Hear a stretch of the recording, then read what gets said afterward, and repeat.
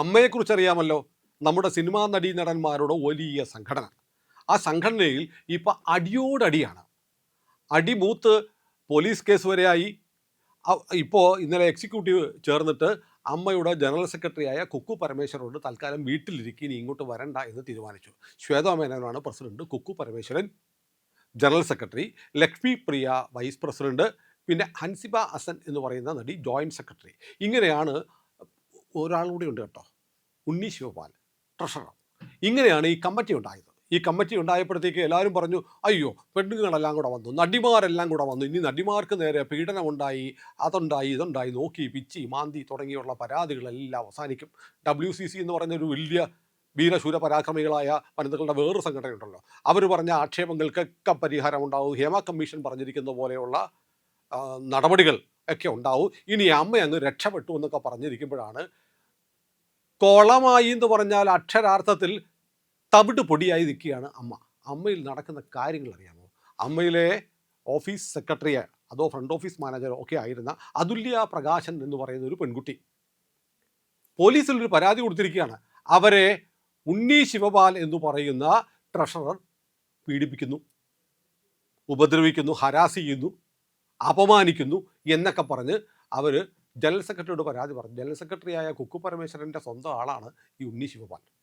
അപ്പോൾ ഉണ്ണിക്കെതിരെ പരാതി കൊടുത്ത കുക്കു സഹിക്കുമോ? കുക്കു അപ്പം തന്നെ അതുല്യയെ പുറത്താക്കിയെന്ന് മാത്രമല്ല, അതുല്യയുടെ മേലിൽ ആ ഓഫീസിൻ്റെ ഭാഗത്തേക്ക് വന്നു പോകരുതെന്ന് പറഞ്ഞു. അങ്ങനെയാണ് അതുല്യ ഒരു വലിയ പരാതി എഴുതി ശ്വേതാ മേനോനും എക്സിക്യൂട്ടീവ് കമ്മിറ്റിക്കും കൊടുത്തു. അത് കമ്മിറ്റി ചർച്ച ചെയ്തിട്ട് അതുല്യ തിരിച്ചെടുക്കാൻ തീരുമാനിച്ചു. ഉണ്ണി ശിവപാലിനോട് വിശദീകരണം ചോദിച്ചു. ഉണ്ണി സ്ഥലത്തില്ലാത്തത് കൊണ്ട്, വിദേശത്തായതുകൊണ്ട് മറുപടി കിട്ടിയിട്ടില്ല. കുക്കു ഇനി വരണ്ട എന്ന് പറഞ്ഞു. നോക്കൂ, എല്ലാം സ്ത്രീകളാണ്, നടിമാരാണ് നേതൃത്വത്തിൽ, പിന്നെ ഒരു നടനും ഉണ്ണി ശിവപാലും. എന്നിട്ട് എന്താ പറ്റിയത്? രണ്ട് തല ചേരും, വേറെ ചിലത് ചേരത്തില്ല എന്ന് പറഞ്ഞത് അക്ഷരാർത്ഥത്തിൽ അമ്പയിൽ ശരിയായിരിക്കുന്നു. പക്ഷേ ഇതിനകത്ത് വനിതകൾക്കിടയിൽ കിടന്ന് കളി മുഴുവൻ കളിച്ചത് ഉണ്ണി ശിവപാലാണെന്നാണ് പറയുന്നത്. ഈ അതുല്യയുടെ പരാതി വായിച്ച് ഞാൻ ഞെട്ടിപ്പോയി കേട്ടോ. ആ പരാതിയിൽ എന്തൊക്കെയാണ് പറയുന്നത് അറിയോ? മലയാളത്തിൻ്റെ മഹാനടനായ മോഹൻലാലിന് അമ്മയുടെ ജോയിന്റ് സെക്രട്ടറിയായ യുവനടി ഹൻസിബ ഹസനുമായി അവിഹിത ബന്ധമുണ്ട് എന്ന് പറയണം എന്ന് ഈ അതുല്യയോട് ആവശ്യപ്പെട്ടു. തീർന്നില്ല, അതുല്യയുടെ പരാതി പറയുകയാണ്. വൈകുന്നേരം ഒരു 5 മണിയൊക്കെ കഴിയുമ്പോഴത്തേക്ക് ചില ആളുകൾ ഗസ്റ്റാണെന്നും പറഞ്ഞ് അമ്മയുടെ ഓഫീസിൽ വരും. അവരുടെ പേരൊന്നും ഗസ്റ്റ് രജിസ്റ്ററിൽ എഴുതാൻ പാടില്ല. ക്യാമറകളൊക്കെ പ്രവർത്തിച്ചു കൊണ്ടിരുന്ന നല്ല ക്യാമറയൊക്കെ മാറ്റി വൈകുന്നേരം 5 മണി കഴിഞ്ഞ് വരുന്നവരെ കാണാതിരിക്കാനാണോ എന്നറിയില്ല. ഏതായാലും അമ്മയിൽ ചക്ക കുഴയുന്ന പോലെ കാര്യങ്ങൾ കുഴഞ്ഞു എന്ന് മാത്രമല്ല, വല്ലാത്ത ദുർഗന്ധവും പുറത്തു വരികയാണ്. ഏതായാലും ഈ അതുല്യ പരാതി കൊടുത്തിട്ടുണ്ട്. അതുല്യ പറയുന്നത്, ഞാൻ ഈ പരാതി പിൻവലിക്കില്ല. ഉണ്ണി ശിവപാൽ വന്നിട്ട് എനിക്കെതിരെ നടത്തിയിട്ടുള്ള ആക്ഷേപങ്ങൾക്ക്, എന്നെ ഉപദ്രവിച്ചതിന് രേഖാമൂലം എനിക്ക് മാപ്പ് എഴുതി തരണം, ഇല്ലെങ്കിൽ ഞാൻ പോലീസ് കേസുമായിട്ട് മുന്നോട്ട് പോകും. മാത്രമല്ല, വളരെ ഗുരുതരമായ ഒരു ആരോപണം ശ്വേതാ മേനോൻ കേൾക്കണം. ഇപ്പോൾ ജനറൽ സെക്രട്ടറി ഇല്ലല്ലോ, ലക്ഷ്മി പ്രിയ ഉൾപ്പെടെയുള്ള ഇപ്പോഴത്തെ നേതാക്കന്മാർ കേൾക്കണം. അതുല്യ വലിയൊരു പരാതി പറഞ്ഞിട്ടുണ്ട്. അതുല്യ പറയുന്നത് എന്താണെന്നറിയോ?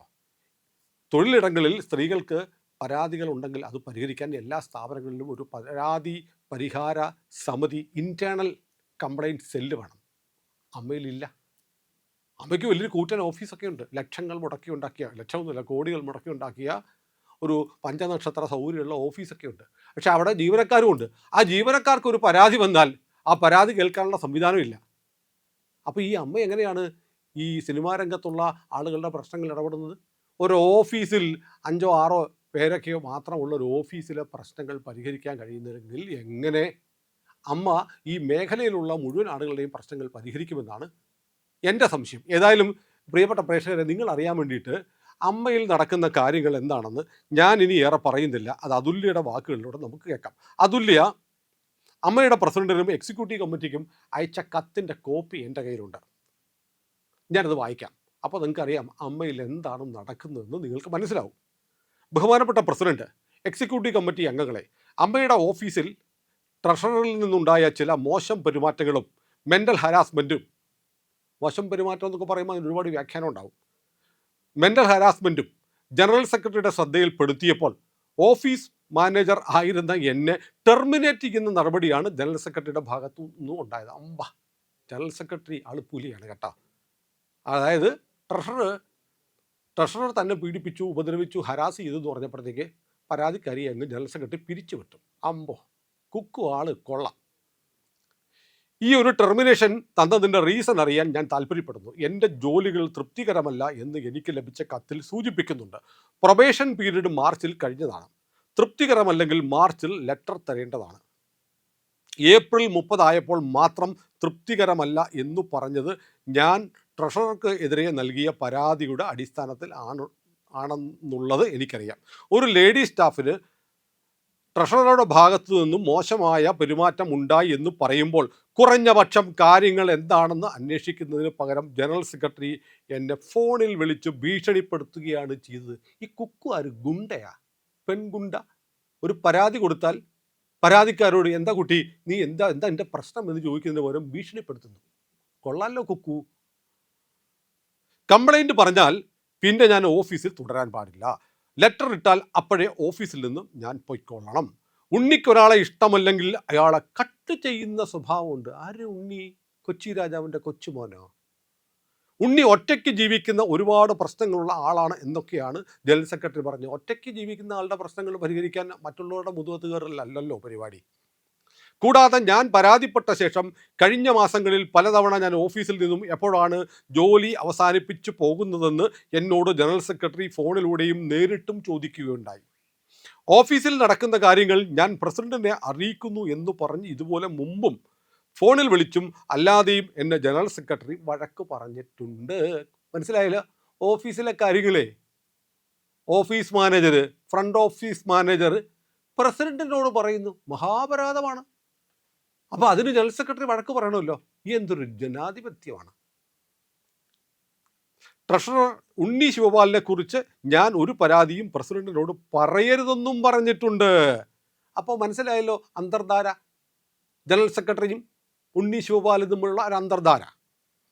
ഓഫീസിൽ നടക്കുന്ന കാര്യങ്ങൾ പ്രസിഡന്റിനോട് പറയരുതെന്ന് പറഞ്ഞിട്ടുണ്ട്. ബൈലോ പ്രകാരം ജനറൽ സെക്രട്ടറിയാണ് അവിടെ മുഴുവൻ ഉത്തരവാദിത്വവും, അല്ലാതെ പ്രസിഡന്റിനല്ല എന്നും ഓഫീസ് മാനേജറായ എന്നോട് ജനറൽ സെക്രട്ടറി പറഞ്ഞിട്ടുണ്ട്. പിന്നെ എന്നെ ജോലിക്കെടുത്തതിൻ്റെ പിറ്റേന്ന് മുതൽ ട്രഷറർ ഈ ഈഗോ യുദ്ധം തുടങ്ങിയതാണ്.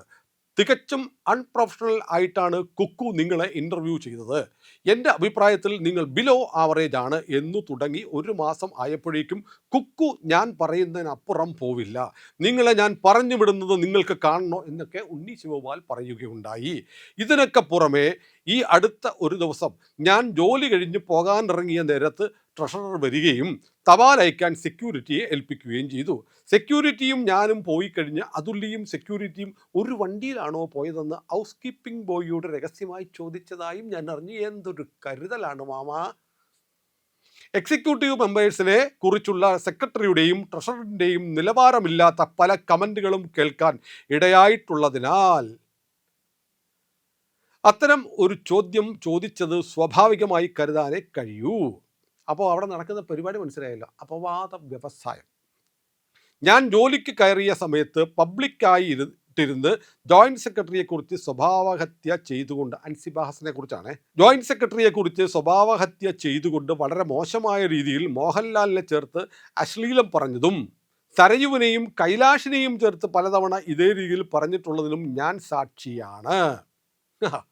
ആയതുകൊണ്ട് തന്നെ ജനറൽ സെക്രട്ടറിയുടെയും ട്രഷററുടെയും ചിന്തയുടെ മാക്സിമം ഇതാണെന്ന് വ്യക്തമാണ്. അത് കൊള്ളാം.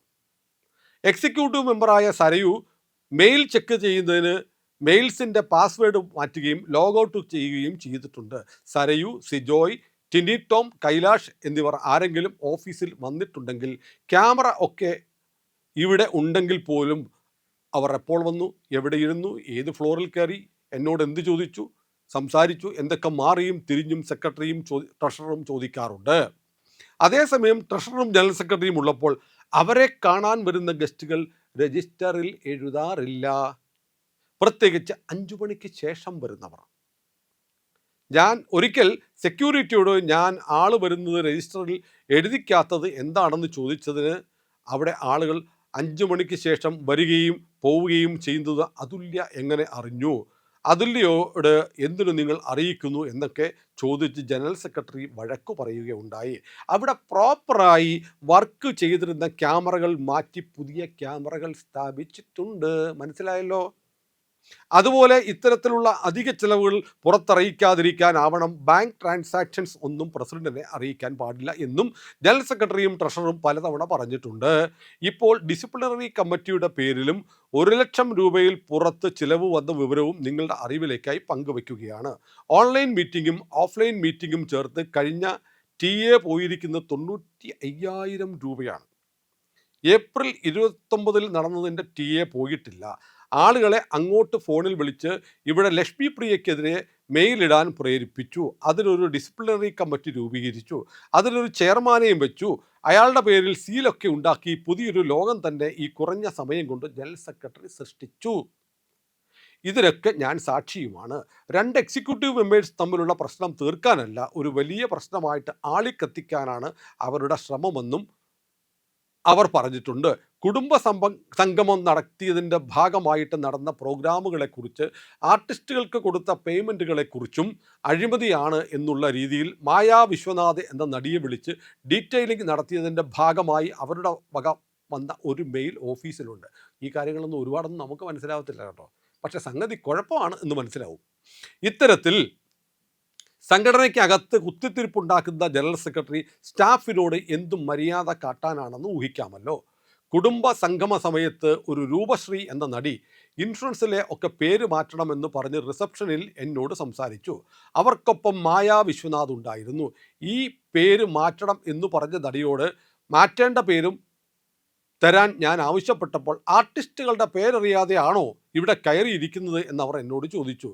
സിനിമയിലോ സീരിയലിലോ അഭിനയിക്കുന്ന എല്ലാവരും അറിഞ്ഞിരിക്കണമെന്ന നിയമം എന്നെ ജോലിക്കെടുത്ത സമയത്ത് ആരും അറിയിച്ചിരുന്നില്ല. നടീനടന്മാരെ അറിയാത്തവരെയാണ് പ്രിഫർ ചെയ്യുന്നത് എന്നാണ് ജനറൽ സെക്രട്ടറി ഇൻ്റർവ്യൂവിൽ എന്നോട് പറഞ്ഞത്.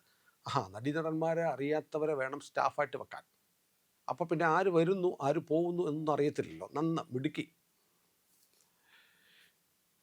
ഈ സംഭവത്തിന് ശേഷം മായാ വിശ്വനാഥ് എനിക്ക് ഭയങ്കര ആറ്റിറ്റ്യൂഡ് ആണെന്നും നടിമാരെക്കാൾ വലിയ ആളാണോ റിസപ്ഷനിൽ എന്നൊക്കെ ഉള്ള രീതിയിൽ പല കമൻറ്റുകളും ജനറൽ സെക്രട്ടറിയോടും മറ്റു ചില മെമ്പർമാരോടും നടത്തിയതായി ഞാൻ അറിയുകയുണ്ടായി.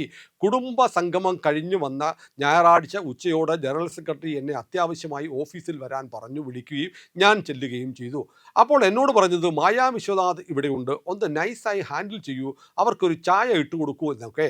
മായാ വിശ്വനാഥിന് ചായ ഇടാൻ എന്നെ ആലുവയിൽ നിന്ന് നട്ടുച്ച നേരത്ത് വിളിച്ചു വരുത്തേണ്ടതുണ്ടോ എന്ന് ചോദിച്ചതിന് എനിക്കും ഉണ്ണിക്കും കൂടി ഓരോ ചായ വേണം എന്ന് പറയൂ എന്നെ കൊണ്ട് ഉണ്ടാക്കിക്കുകയും ചെയ്തു. ആലുവയിൽ നിന്ന് വിളിച്ചു വരുത്തിയിട്ട് ഉണ്ണിക്കും എനിക്കും മായയ്ക്കും ഒരു ചായ ഇട്ട് തരണം. ഇതേ ജനറൽ സെക്രട്ടറി എക്സിക്യൂട്ടീവ് മെമ്പറായ ടിനി ടോമിന് ഞാൻ ചായയോ കോഫിയോ ഉണ്ടാക്കി കൊടുക്കരുതെന്നും എന്നോട് പറഞ്ഞിട്ടുണ്ട്. എന്നിരുന്നാലും ഞാനത് അനുസരിക്കാറില്ല എന്നുള്ളതും എന്നോട് ജനറൽ സെക്രട്ടറിക്കുള്ള ദേഷ്യത്തിൻ്റെ കാര്യമാണ്. ടിനി ടോമേ, വല്ല കാര്യമുണ്ടോ? അതുപോലെ സിജോയ് വർഗീസ് എന്ന എക്സിക്യൂട്ടീവ് മെമ്പർ അമ്മ സംഘടനയെ വിറ്റു ജീവിക്കുകയാണെന്നും കൈലാഷ് എന്ന എക്സിക്യൂട്ടീവ് മെമ്പർ തന്ത്രശാലിയാണെന്നും അമ്മ അസോസിയേഷനെ ചൂഷണം ചെയ്യുന്നവരോ ആണെന്നുമൊക്കെ ജനറൽ സെക്രട്ടറിയും ട്രഷററും എൻ്റെ മുന്നിൽ വെച്ച് പല തവണ പറഞ്ഞിട്ടുണ്ട്. കഴിഞ്ഞ ദിവസങ്ങളിൽ സെക്യൂരിറ്റി മുഹമ്മദിനെ ഫോണിൽ വിളിച്ച് അതുല്യക്കെതിരെ മുഹമ്മദ് കംപ്ലൈൻറ്റ് പറയണം എന്ന് പറഞ്ഞു. പല രീതിയിലുള്ള ഓഫറുകളും ജനറൽ സെക്രട്ടറി നൽകിയതായും ഞാൻ അറിഞ്ഞു. സെക്യൂരിറ്റിയെ അവിടെ പെർമനൻറ്റ് സ്റ്റാഫാക്കാൻ വരെ ജനറൽ സെക്രട്ടറിയും ട്രഷററും തീരുമാനിച്ചിട്ടുണ്ടെന്നും കുക്കു പരമേശ്വരന് വേണ്ടി അമ്മ സംഘടനയ്ക്ക് വേണ്ടി അവർക്കൊപ്പം നിൽക്കണമെന്നും പറഞ്ഞതായി അറിഞ്ഞു. ഒടുവിൽ പുറത്തുനിന്ന് വന്ന ആരും വിചാരിച്ചാൽ ജനറൽ സെക്രട്ടറിയെയും ട്രഷററെയും ഒന്നും ചെയ്യാൻ സാധിക്കില്ല എന്നും സെക്യൂരിറ്റിയോട് പറഞ്ഞതായി അറിഞ്ഞു. മറ്റു ചില കാര്യങ്ങൾ കൂടി സൂചിപ്പിച്ചു കൊള്ളട്ടെ. ട്രഷറർ ഇൻഷുറൻസിൻ്റെയും മറ്റും ചെക്കുകൾ എഴുതുമ്പോൾ ചെക്കുകൾ നേരത്തെ എഴുതിയതാണ്, പേയ്മെൻറ്റുകൾ വൈകുന്നത് ട്രഷററിൻ്റെ മിസ്റ്റേക്ക് അല്ല എന്ന് കാണിക്കാൻ കഴിഞ്ഞുപോയ ഡേറ്റ് ഇട്ട് ചെക്കുകൾ എഴുതുന്നത് ശ്രദ്ധയിൽപ്പെട്ടിട്ടുണ്ട്. EC members, executive committee members ഇരിക്കുന്ന ക്യാബിൻ കീ മാസങ്ങൾക്ക് മുമ്പേ എൻ്റെ കയ്യിൽ നിന്നും വാങ്ങുകയും അദ്ദേഹം 5 മണിക്ക് ശേഷം വരുന്നതിനാൽ സെക്യൂരിറ്റിയെ ഏൽപ്പിക്കാമെന്ന് പറഞ്ഞിട്ട് അത് അദ്ദേഹത്തിൻ്റെ കയ്യിൽ നിന്ന് എവിടെയോ കളഞ്ഞു പോവുകയും ചെയ്തിട്ടുണ്ട്. ജനറൽ സെക്രട്ടറി ഒരിക്കൽ ഇതേക്കുറിച്ച് ചോദിക്കുകയും ട്രഷറർ ഇങ്ങനെ കളഞ്ഞു എന്ന് ഞാൻ അറിയിക്കുകയും ചെയ്തതാണ്. കഴിഞ്ഞ ദിവസം ആ ഡോറിൻ്റെ ലോക്ക് തന്നെ ട്രഷറർ ഇളക്കി മാറ്റി. ഇതുപോലെ ഈദ് ഗിഫ്റ്റ് പാക്ക് ചെയ്യുന്നതിന് തെസ്നി ഖാനെയും ബീന ആൻ്റണിയും ഒക്കെ എന്തിന് വിളിച്ചു വരുത്തി, ആര് വിളിച്ചു വരുത്തി, വേറെ ആരെയും പാക്ക് ചെയ്യാൻ കിട്ടിയില്ലേ എന്നൊക്കെ ജനറൽ സെക്രട്ടറി ചോദ്യം ചെയ്യുകയുണ്ടായി. ഈദ് ഗിഫ്റ്റ് പാക്ക് ചെയ്യാൻ നൈറ്റ് നിന്നവർക്ക് ഈവനിങ് സ്നാക്സ് വാങ്ങി കൊടുത്തിരുന്നു. അതാരൊക്കെ കഴിച്ചു, എത്രയെണ്ണം കഴിച്ചു എന്നൊക്കെ ഡീറ്റെയിൽ ആയി പേര് സഹിതം ഞാൻ കണക്ക് കാണിക്കണമെന്നും ട്രഷററും സെക്രട്ടറിയും പറഞ്ഞു. അതേസമയം ക്രിക്കറ്റിൻ്റെ പേരിൽ, ട്രഷററുടെ പേരിൽ വലിയ ഫുഡ് ബില്ല് ഫ്രണ്ട് ഓഫീസിൽ നിന്നും പേ ചെയ്തതിൽ ആര് കഴിച്ചെന്നോ എത്ര ക്വാണ്ടിറ്റി കഴിച്ചെന്നോ ഒന്നും ഒരു ഡീറ്റെയിലിംഗ് ഇല്ലാതെ ജനറൽ സെക്രട്ടറി അപ്രൂവൽ കൊടുത്ത് പേയ്മെൻറ്റും കൊടുത്തിട്ടുണ്ട്. 9 മണി മുതൽ 5 മണി വരെ ജോലി സമയം പറഞ്ഞ എനിക്ക് ന്യായമായും എന്നെ 5 മണിക്ക് ശേഷം ജോലി ചെയ്യിപ്പിച്ചതിൻ്റെ പ്രതിഫലം നൽകേണ്ടതുണ്ട്. ഇതൊന്നും ഇല്ലാതെ മതിയായ കാരണങ്ങൾ നൽകാതെ ഇത്തരത്തിൽ നടപടിയെടുത്തത് ജനറൽ സെക്രട്ടറിയുടെയും ട്രഷററുടെയും സ്വയം സംരക്ഷണത്തിൻ്റെ ഭാഗമാണെന്നുള്ളതും ഞാൻ പ്രസിഡന്റിനെയും എക്സിക്യൂട്ടീവ് മെമ്പേഴ്സിനെയും അറിയിക്കുകയാണ്. ഇതാണ് കഴിഞ്ഞ ദിവസം ഈ കത്താണ് അമ്മയുടെ എക്സിക്യൂട്ടീവ് കമ്മിറ്റി ചർച്ച ചെയ്തിട്ട് കുക്കു പരമേശ്വരൻ എന്ന് പറയുന്ന ജനറൽ സെക്രട്ടറി അവധിയിൽ പോകാൻ തീരുമാനിച്ചു. അൻസിബ ഹസൻ എന്ന് പറയുന്ന ജോയിൻറ്റ് സെക്രട്ടറി രാജിവെച്ചു. ഉണ്ണി ശിവപാലനോട് വിശദീകരണം ചോദിക്കാൻ തീരുമാനിച്ചിരിക്കുന്നു. അതിനൊപ്പം ഈ അതുല്യ പ്രകാശൻ എന്ന് പറയുന്ന പെൺകുട്ടിയെ വീണ്ടും തിരിച്ചെടുക്കാനും തീരുമാനിച്ചിരിക്കുന്നു. അപ്പോൾ അമ്മ എന്തൊക്കെ പറഞ്ഞ് മേനി നടിക്കുന്ന ഒരു സംഘടന, അതൊരു വലിയ സംഘടനയാണ്. സിനിമാ രംഗത്ത് പ്രവർത്തിക്കുന്ന ആളുകളെ പ്രോത്സാഹിപ്പിക്കുന്ന, അവരുടെ വെൽഫെയറിന് വേണ്ടി പ്രവർത്തിക്കുന്ന ട്രേഡ് യൂണിയനൊന്നും അല്ല, ഒരു വലിയ ഗ്ലോറിഫൈഡ് ക്ലബ്ബ്, അത്രയേ ഉള്ളൂ. അവിടെ അവർ കൂടുന്നു, അവരുടെ ഒരു റിക്രിയേഷൻ സെൻറ്റർ പോലെ പ്രവർത്തിക്കുന്നു, അവരുടെ ക്ഷേമമൊക്കെ ഉറപ്പാക്കുന്നുണ്ട്, ഒരുപാട് പേരെ സഹായിക്കുന്നുണ്ട്, നല്ല കാര്യങ്ങളൊക്കെ അമ്മ ചെയ്യുന്നുണ്ട് കേട്ടോ. പക്ഷേ അവിടെ നടക്കുന്ന കാര്യങ്ങൾ ഇതൊക്കെയാണ്. നേരത്തെ മോഹൻലാലും മമ്മൂട്ടിയും അടക്കമുള്ള ആളുകൾ നേതൃസ്ഥാനത്തുണ്ടായിരുന്നപ്പോൾ ഒരുപാട് ആക്ഷേപങ്ങളൊക്കെ പറഞ്ഞ് അവരെയൊക്കെ വല്ലാതെ അപമാനിതരാക്കി മാറ്റി നിർത്തിയിട്ട് വന്ന കമ്മിറ്റിയാണ്.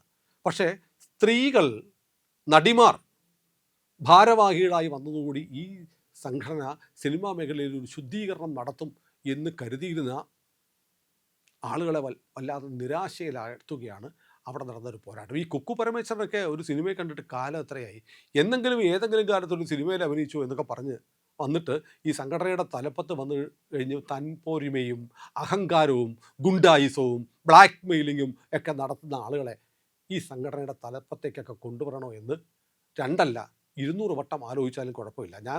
എനിക്കറിയാം ഇതിനകത്ത് പറയുന്നുണ്ടല്ലോ ഒരാളുടെ കുടുംബം കലക്കാൻ തീരുമാനിച്ചു എന്നുള്ളത്.